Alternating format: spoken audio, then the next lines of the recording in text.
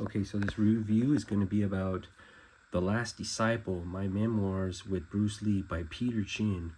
Peter Chin was Bruce Lee's one of his close friends and students from LA. Peter was originally from Hong Kong and went to St. Francis Xavier's school, the same school that Bruce went to. He was also a kung fu practitioner and also cha-cha dancer. Him and Bruce had a lot of things in common. He heard of Bruce in Hong Kong, and he came to San Francisco in September of 1963, and Peter had known Tat Wah, who was Li Hui Chun's friend in show business, and he was the father of Howard So and Pearl So, and also the husband of Miss Eva So. So Miss Eva So met Bruce's mom in Hong Kong through the husband So Tat Wah, and that's how Bruce met Pearl So. Pearl So was the daughter of Miss Eva So, and that was Bruce Lee's first love in Hong Kong. And so Peter first lands in Sydney, 1963, and then he lands in San Francisco, September of 1963. He gets a phone call from Howard, the son of Miss Eva So, because Howard was Peter Chin's brother's classmate in Hong Kong. And Howard called up Peter Chin, letting him know that Bruce was in Oakland. So Peter Chin first met Bruce in December 1963 in Oakland at James Lee's house. So Bruce was getting ready to do the Long Beach demonstration at the first internationals, Ed Parker's first international karate championships in Long Beach. And Peter eventually saw Bruce again in 1964, on August 2nd, 1964, in Long Beach at the International Karate Championships, the first internationals. And he saw Bruce do his 1-inch punch, and Peter was very impressed with that. And he had very much respect for Bruce after seeing that. So Peter was able to meet Bruce Lee again because he lived in Los Angeles in 1966. He moved to LA, and he worked at Chinese restaurant, and he also did he was an extra on TV shows, like he did Star Trek. So I actually remember seeing him on Star Trek when I saw the photo of him, but I didn't know that was Peter Chin. But I remember the Asian guy on there from the 60s. I was like, wow, I remember because my dad used to watch the show. And sure enough, that was him in the book. I was like, wow, I never knew that was Peter. Anyways, so Peter was able to meet Bruce as the Green Hornet was wrapping up. Peter somehow made it to the 20th Century Fox studios. And then he talked with Bruce, and I guess he wanted to learn, and he said he didn't make enough to learn from Bruce because Bruce was charging high prices for celebrities. He needed work after the Green Hornet ended in March 1967. So Peter didn't end up training with Bruce until later '67, and they became good friends after that. They both spoke Cantonese, and yeah, Peter wasn't the only one that spoke Cantonese with Bruce. Ted Wong was also he spoke Cantonese as well. But yeah, I think some people are getting confused that Bruce met Peter Chin at the Long Beach Arena 1967 for Ed Parker's International Karate Championships. Peter actually met Bruce in December of 1963 at James Lee's house. He would see him again in 1964 at the first International Karate Championships in Long Beach at the Municipal Auditorium. And that's where he saw him do the 1-inch punch. And that is where Jay Sebring saw Bruce and exchanged phone numbers and gave Bruce his business card. It was in 1964. And that would lead Bruce to Charlie Chan's number one son for the screen test that Bruce never got the part for. And that screen test was 3 days after Brandon Lee was born. So Brandon was born in Oakland Hospital February 1st, 1965. And the screen test was on February 4th, 1965. The Green Hornet wouldn't go on air until September of 1966. Green Hornet production shooting and photography began on June 1966. So from June, the filming was all the way up until it went on the air in September of 1966. And finally, the Green Hornet was canceled in March 1967. So not even a full year, just one season. And yeah, so Peter and Bruce became really good friends, and they had the same type of humor. And Peter was Bruce's true last student to be taught personally by Bruce Lee and to be awarded a Jeet Kune Do certificate by Bruce himself. So Peter was the only friend or relative or person for that matter to attend both funerals. Hong Kong funeral at the Hong Kong funeral parlor, and the Seattle funeral at Lakeview Cemetery. If you watch the footage, you could see Peter Chin at the Seattle funeral.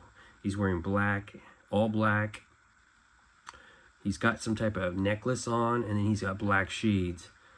So, yeah, there was a recent interview with Peter Chin about this book, and you can see how much he tried to hold back when talking about Bruce. He was very special. A lot of Bruce Lee's friends really get emotional when they talk about him. I mean, it's different with Bruce. Some people can hold back with certain people, but I notice with Bruce, it's like when his close friends talk about him, even till this day, they just start breaking down. Dan and Asanto, you know, a lot. So he had this certain type of charisma and personality that really inspired a lot of his friends, and they cherished the friendship with him a lot. So I got the hardback. It was about 2 days ago. I didn't open it until last night, and I had the softback already when it came out, so I didn't get the softback signed. I got that one from Amazon Direct, and I also had the Kindle version on the day that it went on sale for $1.99. And I tried to get the hardback as soon as it came out, but on Peter's website, you would get some type of code, and then you would have to log in with the code, and it wasn't working. I tried to get Peter to help me, and he didn't know how to do it. So now they're very readily accessible on the official Peter's website. You don't need the code anymore. You can just add it to the cart and purchase it. And there's only 100 of these signed hardbacks by Peter. So I was lucky enough to get the one of these signed hardbacks out of 100. And one little cool little thing he gave me was this, The Last Disciple pinback. That was cool that came in with my hardback.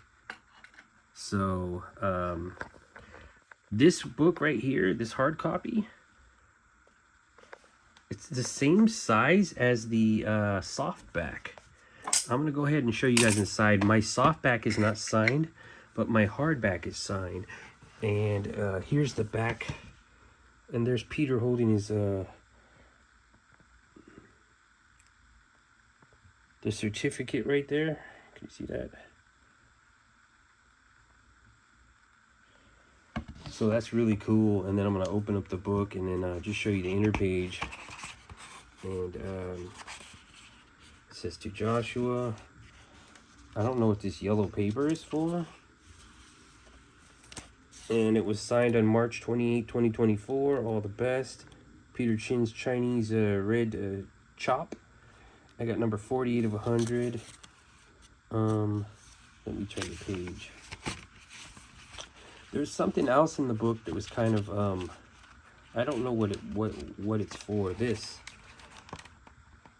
I don't know what this is for. If this is some type of like security thing, or if it's like trying to see your reflection in the mirror. I don't know what that is. But there was something really cool. Look at, I like that. I don't know if that's Peter's signed photo. I'm pretty sure he would have Bruce would have wrote Peter's name on it since he knew him. But yes, that's a photo from the Green Hornet. What was really cool is this was tucked inside the book, and it's got Bruce's jokes on there.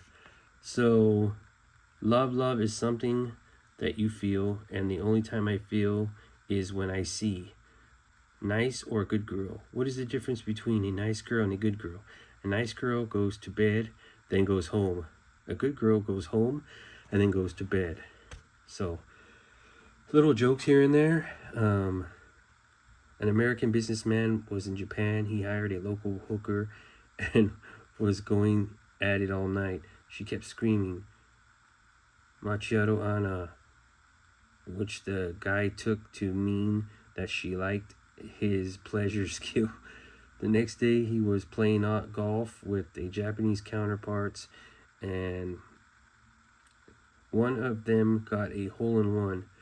Wanting to impress the lucky golfer, he yelled out, "Macchiato Anna, Macchiato Anna." Confused Japanese golfer looked at him and asked, "What do you mean, wrong hole?" Yeah, so Bruce is known to tell these like nasty jokes. And the funny thing was, Bruce's sister Phoebe told me that I believe it. If I can't remember who, somebody told me that Bruce used to. Oh yeah, so yeah, it was Phoebe. Phoebe told me that in Nathan Road, Bruce's family had a monkey. So the monkey used to flip up his sister Phoebe's. They used to look under their dress, and Bruce would get tiger balm and put the tiger balm on the monkey's privates, stuff like that. Bruce would also look at like nude magazines, and then he'd put like the little tiny zapping tool. So when he would show his friend, and when they would open it up, they would get shocked. Just little things like that he used to do. Bruce was pretty funny. I mean, if you watch his old childhood films, man, he did a lot of funny stuff as a kid in those movies. So yeah, I mean, I'll let you guys look at this paper a little bit more. I'm not going to go into detail. It might get into pretty dirty, detailed jokes that I don't want to get into on the video. But yeah, this is a cool little piece of paper that was tucked in there that Peter gave. Peter must have wrote this down or something, because it would be hard to remember all this exactly how Bruce Lee told him. So that's it for the review right there. This comes tucked in with the hardback. You get the hardback signed. You get the nice hard cover. It's numbered, and I don't know, I haven't seen anyone else with this, but I got this Last Disciple pin, which is pretty cool, and I believe that's Peter Chin throwing his kick. I'm not sure if that's Bruce. I don't think so. I think that's Peter. But yeah, that's pretty much the collection for the books right now, for this book right now. The limited hardback, the softback, the Kindle version, which I got, and then the pin, and this piece of paper right there. That would complete the collection right there. So that's it right there. Thank you for watching.